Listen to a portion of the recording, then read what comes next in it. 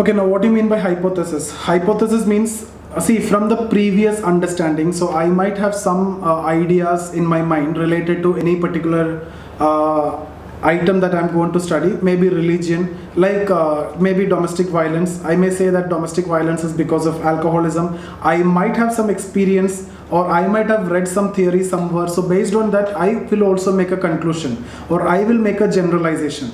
That is what a hypothesis. So hypothesis is generally a tentative analysis or generalization which is made by the researcher. Okay, so it may not be true, but it can be proved and it can be made as a theory upon testing. Once it is tested by using certain methods, it can be sampling or anything, then if it is proved, then it can become a theory, that hypothesis that you made. So hypothesis means it's a tentative generalization which is not tested. The validity is not tested. It is just an argument which I have made. It can be tested, and once it is tested, it is having the validity of a theory. So hypothesis, I have given a definition here. Hypothesis is a tentative generalization, the validity of which remains to be tested.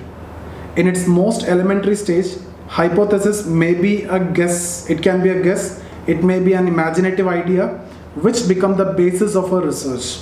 Once it is proved, once it is tested, it become theory. Okay. So this may be a hypothesis, but if it is tested, it can be generalized and it can be accepted as a theory. Higher female literacy leads to lower fertility rate. Once it is tested, then it can become a theory. Now it is a hypothesis. So upon validation, the hypothesis may yield a theory or concept or generalization.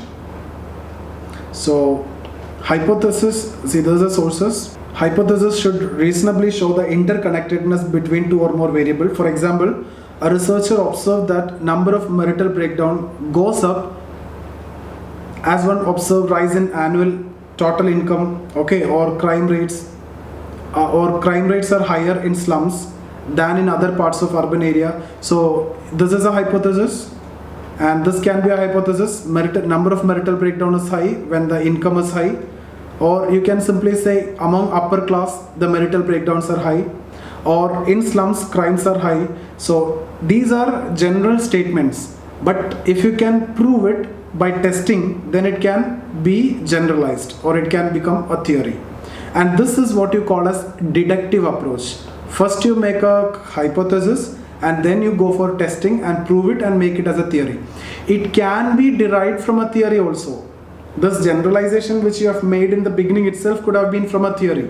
So that is what I have written here. The source of hypothesis are existing theoretical proposition, it can be, or maybe common sense, or some existing knowledge. So different levels. Classify hypothesis into three different levels. Lowest level of abstraction, higher level of abstraction. Okay, this is a highest level of abstraction, or here it is relatively higher, so higher level is enough. Lowest level of abstraction means it is a verification of common sense proposition. For example, rich students drink more alcohol. So here this can be verified. Okay, so the abstraction is very less here. Okay, this is not that generalized statement. Second, relatively higher level of abstraction, these are connected with complex ideal types. For example, Max Weber's thesis of relationship between religion and origin of capitalism. So this we will discuss when we discuss about Max Weber theory on Protestant ethic and spirit of capitalism, which is based on the concept of ideal type. This also we will discuss along with this. Okay, so this is a kind of hypothesis again, and he tried to prove it.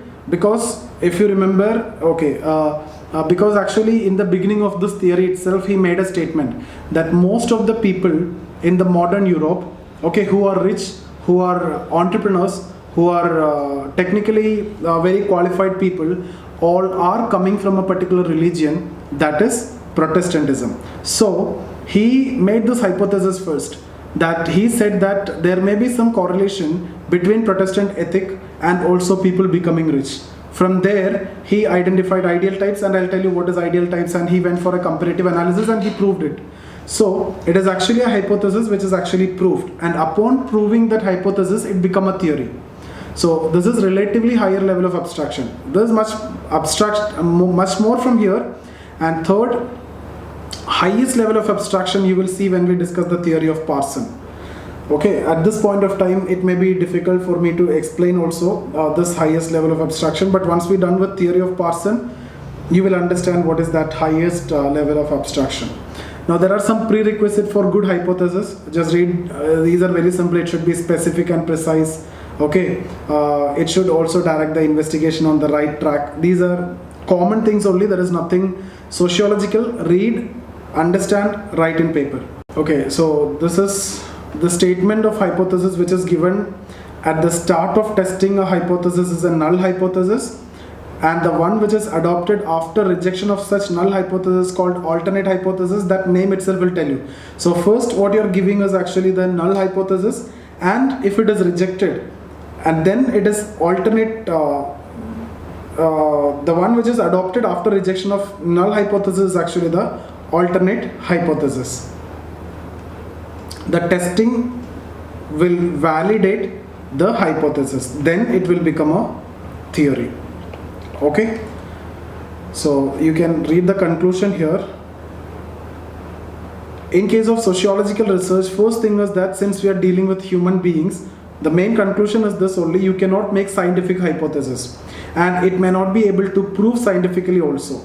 Okay, so that is the conclusion that you're actually talking about. In sociological research, various factors may affect the hypothesis testing, like subject effect in terms of passiveness of the subject may not respond, placebo effect, observer effect like Hawthorne effect. According to interpretivist, scientific hypothesis cannot be formulated in sociology as they are likely to be contaminated by the values of investigators. So values may be a problem in the sociological research. So that is a issue.